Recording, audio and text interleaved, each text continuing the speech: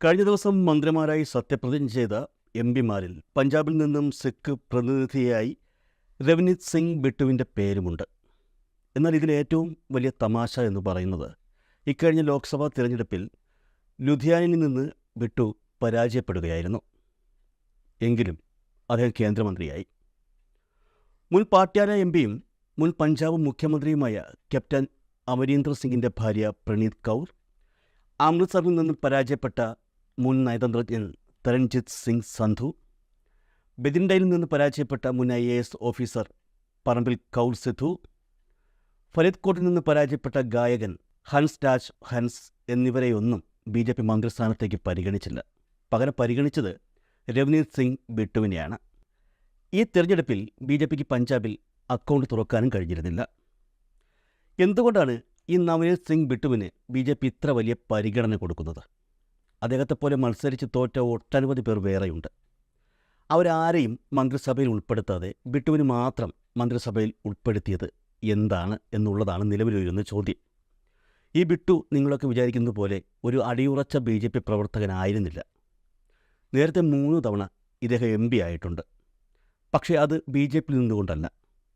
3 തവണ MP ആയപ്പോഴും ഇദ്ദേഹം പ്രവർത്തിച്ചിരുന്നത് കോൺഗ്രസ് പാർട്ടിയിലായിരുന്നു. 2009 ആൻപൂർ സാഹിബിൽ നിന്നാണ് ബിട്ടു ആദ്യമായി ലോക്സഭയിലേക്ക് തിരഞ്ഞെടുക്കപ്പെട്ടത്. ഇതിനുശേഷം 2014 2019 ലുധിയാനയിൽ നിന്നും ബിട്ടു വിജയിച്ചു. ഇത്തവണത്തെ ലോക്സഭാ തിരഞ്ഞെടുപ്പ് ഇങ്ങനെ അടുത്തു വന്നുകൊണ്ടിരിക്കുന്നതിനിടയിലാണ് ഇത്തരത്തിൽ പെട്ടെന്നൊരു തോന്നൽ ബിട്ടുവിനുണ്ടായത്. ഇത്തവണയും കോൺഗ്രസ് ജയിക്കില്ല, BJPയിലേക്ക് പോകാം, അവിടെ ചെന്നാൽ മന്ത്രിയാകാം, പിന്നെ മറ്റൊന്നും നോക്കിയില്ല. തോന്നൽ വന്നതിന് പിന്നാലെ പുള്ളിക്കാരൻ പാർട്ടി മാറി, BJP ആയി. 3 തവണ കോൺഗ്രസ് പാർട്ടി ടിക്കറ്റ് നൽകി മത്സരിപ്പിച്ച് വിജയിച്ച വ്യക്തിയാണ് ഈ ബിട്ടു എന്നുകൂടി ഓർക്കണം. കോൺഗ്രസിൻ്റെ കൂടെ നിന്നാൽ ഫലമില്ല എന്ന് കണ്ടതോടെ അടുത്ത പാർട്ടിയിലേക്ക് പോകാൻ പുള്ളിക്കാരന് രണ്ടാമതൊന്ന് ആലോചിക്കേണ്ടി വന്നില്ല. ഉത്തരേന്ത്യയിൽ ഇതൊക്കെ സർവ്വസാധാരണമാണ് എന്ന് പലരും പറയും. എന്നാലൊരു സുപ്രഭാതത്തിൽ ഒരാൾ പ്രവർത്തിച്ചു കൊണ്ടിരിക്കുന്ന രാഷ്ട്രീയ പാർട്ടി വിട്ട് മറ്റൊരു രാഷ്ട്രീയ പാർട്ടിയിലേക്ക് ചേക്കേറിയാൽ കേരളത്തിലെ ജനങ്ങൾ എങ്ങനെയായിരിക്കും പ്രതികരിക്കുക? സംശയം വേണ്ട, തീർച്ചയായും കാലുമടക്കി തൊഴിച്ച് പുറത്തു കളയും.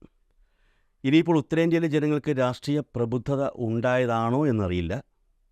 ഈ പുള്ളിക്കാരനെയും, അതായത് ബിട്ടുവിനെയും, അവിടുത്തെ ജനങ്ങൾ പുറങ്കാലടിച്ച് തൊഴിച്ച് വെളിയിൽ കളഞ്ഞു.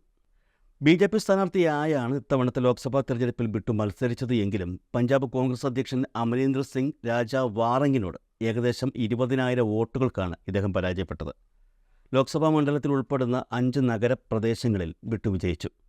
എന്നാൽ സാധാരണ കർഷകർ പുള്ളിക്ക് പണി കൊടുത്തു. BJPക്കെതിരായ കർഷക പ്രതിഷേധം കൊടുമ്പിരി കൊണ്ടിരിക്കുന്ന ഗ്രാമപ്രദേശങ്ങളിൽ നല്ല അന്തസ്സായി അദ്ദേഹം പരാജയം ഏറ്റുവാങ്ങി. ബിട്ടു ഒരു സാധാരണക്കാരനായ ഒരു വ്യക്തിയല്ല കേട്ടോ. പഞ്ചാബിലെ മുൻ മുഖ്യമന്ത്രിയുടെ ചെറുമകനാണ് ആള്. ബിട്ടുവിന് 20 വയസ്സുള്ളപ്പോൾ അദ്ദേഹത്തിൻ്റെ മുത്തച്ഛനും പഞ്ചാബ് മുൻ മുഖ്യമന്ത്രിയുമായ ബിയാൻ സിംഗ് കൊല്ലപ്പെട്ടു.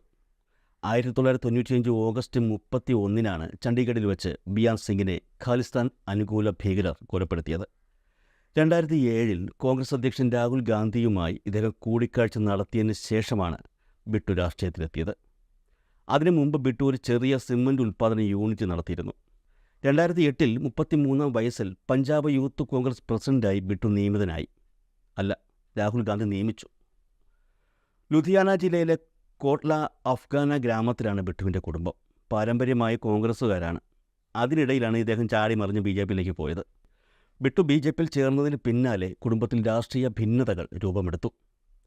ഇദ്ദേഹത്തിൻ്റെ അമ്മാവൻ തേജ് പ്രകാശ് സിംഗ് മുൻ ക്യാബിനറ്റ് മന്ത്രിയായിരുന്നു. ഇദ്ദേഹത്തിൻ്റെ ബന്ധു ഗുർകിരത് കോട്ട്ലി 2 തവണ MLAയും ക്യാബിനറ്റ് മന്ത്രിയുമായിരുന്നു. ഇരുവരും ഇപ്പോഴും കോൺഗ്രസിൽ തന്നെയാണ്. ഇത്തവണത്തെ ലോക്സഭാ തിരഞ്ഞെടുപ്പിൽ പാർട്ടിക്ക് വേണ്ടി പ്രചരണം നടത്തിയവരുമാണ് ഇവർ. ഈ ഖാലിസ്ഥാൻകാർ മുത്തച്ഛനെ കൊലപ്പെടുത്തിയത് കൊണ്ടാണെന്ന് തോന്നുന്നു ഖാലിസ്ഥാൻ അനുകൂല മതമൗലികവാദികളുടെ വിമർശകനായി ബിട്ടു കണക്കാക്കപ്പെടുന്നു. ബിട്ടുവിന് നിരവധി തവണ ഭീഷണികൾ ലഭിച്ചിട്ടുണ്ട്. 2017 നിയമസഭാ തെരഞ്ഞെടുപ്പിൽ ജലാലാബാദിൽ നിന്ന് അന്നത്തെ ഡെപ്യൂട്ടി മുഖ്യമന്ത്രി സുഖ്ബീർ സിംഗ് ബാദലിനും സംസ്ഥാന AAP തലവൻ ഭഗവത് മാനുമെതിരെ രവനീത് സിംഗ് ബിട്ടു മത്സരിച്ചെങ്കിലും 3ാം സ്ഥാനത്താണ് എത്തിയത്. ലുധിയാന MP ആയിരുന്ന 10 വർഷത്തെ ഭരണകാലത്ത് ബിട്ടു ഒരുപാട് വിമർശനങ്ങൾ നേരിട്ടു. പ്രത്യേകിച്ചും കോൺഗ്രസ് സർക്കാരിൻ്റെ കാലത്ത് അദ്ദേഹത്തിൻ്റെ അർത്ഥ സഹോദരൻ ഗുരിക്ബാൽ സിംഗ് ഹണി പഞ്ചാബ് പോലീസ് ഡെപ്യൂട്ടി സൂപ്രണ്ടായി നിയമിക്കപ്പെട്ടത് അടക്കമുള്ള ആരോപണങ്ങൾ ഈ പുള്ളിക്കാരൻ നേരിട്ടു. എല്ലാത്തിനും പരിഹാരം BJP ആണെന്നാണല്ലോ ഇപ്പോഴത്തെ പറച്ചിൽ. അതുകൊണ്ടാണെന്ന് തോന്നുന്നു അവസാന നിമിഷം ആരോപണങ്ങളിൽ നിന്നും രക്ഷ നേടാൻ ബിട്ടു BJPയിലേക്ക് ചാടി. പക്ഷേ ജനങ്ങൾ പുള്ളിക്കാരനെ കൈയൊഴിഞ്ഞു. പണ്ടേ ജനാധിപത്യ രീതിയിൽ മന്ത്രിയും MP-യും MLA-യും ഒന്നും ആക്കുന്ന രീതി BJPക്കാർക്ക് കുറവാണല്ലോ. അതുകൊണ്ട് തന്നെ തോറ്റ ബിട്ടുവിനെ കേന്ദ്രമന്ത്രിയാക്കി മാറ്റിയതിൽ ആർക്കെങ്കിലും അത്ഭുതം തോന്നുകയാണെങ്കിൽ അത് വേണ്ട. അങ്ങനെ അത്ഭുതം ആർക്കെങ്കിലും തോന്നുന്നുണ്ടെങ്കിൽ നമ്മുടെ കേരളത്തിലെ V. മുരളീധരൻ്റെ കാര്യവും രാജീവ് ചന്ദ്രശേഖറിനെയും അൽഫോൺസ് കണ്ണന്താനത്തെയുമൊക്കെ ഒന്ന് ഓർത്തു നോക്കിയാൽ മതി.